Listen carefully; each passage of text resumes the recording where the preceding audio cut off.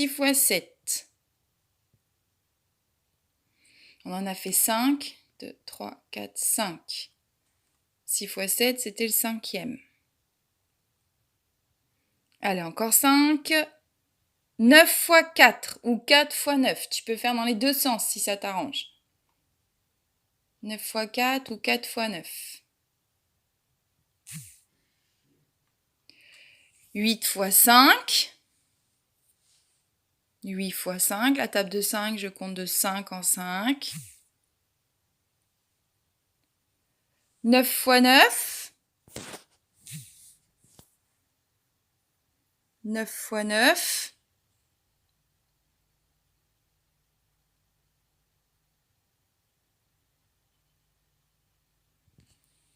Allez, l'avant-dernier, 7 fois 7.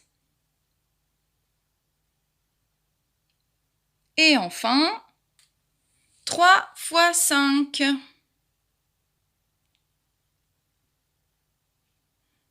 Alors, je vais les redire une fois. Vous êtes prêts? 6 fois 5. 2 fois 9. 5 fois 10. 8 fois 3.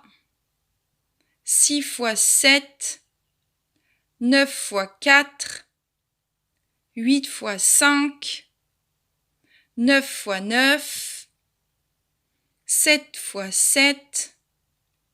Et 3 fois 5. Voilà pour ce qui est du calcul mental. Pour ce qui concerne maintenant la dictée. Alors, moi j'ai mis que des traits et je vous ai ajouté, vous avez vu, mangeur, effrayant, conte et enfant. Mais ils sont au singulier donc ils sont, et au masculin. Donc en fait, c'est à vous de faire les changements nécessaires si c'est nécessaire d'en faire dans la dictée. D'accord ? Je vous l'ai dit une fois, la dictée. Et puis ensuite, eh bien, je la dirai un peu plus lentement et vous ferez pause sur votre tablette ou votre ordinateur pour pouvoir écrire. D'accord ? On y va. Et de toute façon, le texte, vous le connaissez puisque c'est un texte sur lequel vous avez travaillé en orthographe. La sorcière et l'ogresse sont souvent les méchantes dans les contes. Point. Non seulement elles sont laides, virgule, mais elles sont également des mangeuses d'enfants. Point d'exclamation. Elles sont vraiment effrayantes. On y va ? Point d'exclamation à la fin. On est parti, je redis encore une fois. La sorcière et l'ogresse.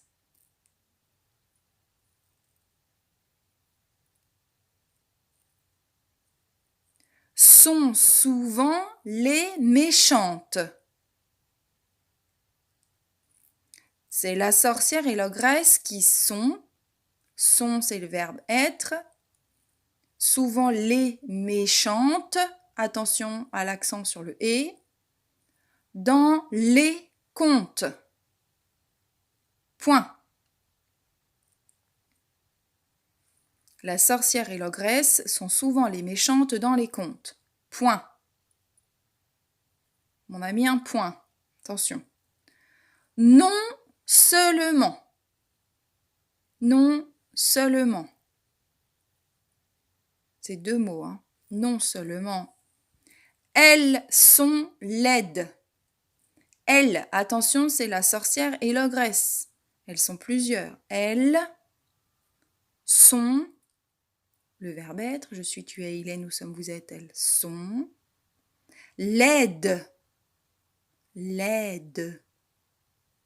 C'est les deux qui sont laides, hein. Virgule. Mais elles sont également, mais, est-ce que c'est MES ou est-ce que c'est MAIS? À vous de réfléchir. Mais elles sont, j'ai encore elles sont comme tout à l'heure. Également, ça c'est un mot invariable que vous devez connaître. Également. Des mangeuses. Mangeuses. D'enfants. Attention, ça ne se touche pas d'enfants. Il n'y a pas un d'enfant dans la cour, d'accord? D'enfant, D et puis une apostrophe. Et il y a plusieurs enfants. Tant qu'à faire, elle ne mange pas qu'un seul enfant. Hein. Point d'exclamation. Allez, je redis la phrase. Non seulement elles sont laides, virgule, mais elles sont également des mangeuses d'enfants. Point d'exclamation.